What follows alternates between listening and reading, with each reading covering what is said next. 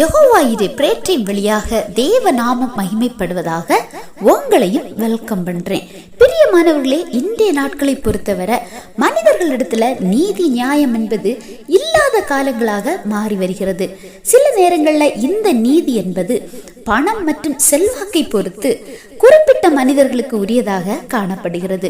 ரட்சிக்கப்பட்ட பிள்ளைகளே, அநேகர் இதற்கு துணை போவது வேதனையான ஒன்று. எல்லாரும் அல்ல, அப்படிப்பட்ட குறிப்பிட்ட நபர்களை சொல்றேன். நிறைய பேர் தன் மீது சுமத்தப்பட்ட நிந்தைய நீக்க நான் என் நியாயத்தை எப்படி வெளியில கொண்டு வருவேன், எனக்காக யார் பேசுவாங்க என்ற மனநிலைமையில வேதனையோடு இன்று காணப்படுறாங்க. அதிலும் நன்கு தெரிந்த நபர்களாலேயே நிறைய பேர் பாதிக்கப்படுறோம், வஞ்சிக்கப்படுறோம். இப்படிப்பட்ட சூழ்நிலைகளை வேதத்திலும் குறிப்பிட்ட நபர்கள் கடந்து வந்திருக்காங்க. அவர்கள தாவீது ராஜாவை பற்றி நாம பார்க்கும்போது அவருடைய மகிழ்ச்சி, வேதனை, ஜபம், துதி எல்லாவற்றையும் தனது சங்கீதங்கள்ல வெளிப்படுத்தி எழுதியிருப்பாங்க. சங்கீதம் 43:1 நாம பார்க்கும்போது, தேவனே, நீர் என் நியாயத்தை விசாரித்து பக்தி இல்லாத ஜாதியாரோடு எனக்காக வழக்காடி சூதும் அநியாயவுமான மனுஷனுக்கு என்னை தப்புவியும் அப்படின்னு சொல்றாங்க.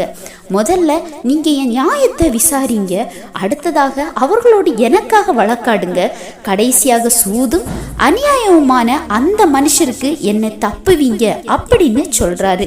இவர் ஆராதிக்கிற அதே ஜீவனுள்ள ஆண்டவர் தான் நாமும் ஆராதிக்கிறோம்.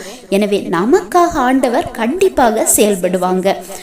ஆண்டவர் நமக்காக செயல்பட ஆரம்பிச்சா வேறு எந்த ஒரு தனி அல்லது கூட்டு மனித சக்தியானாலும் சரி, வேறு அந்தகார சக்திகளானாலும் சரி, நமக்காக அவை செயல்பட முடியாது.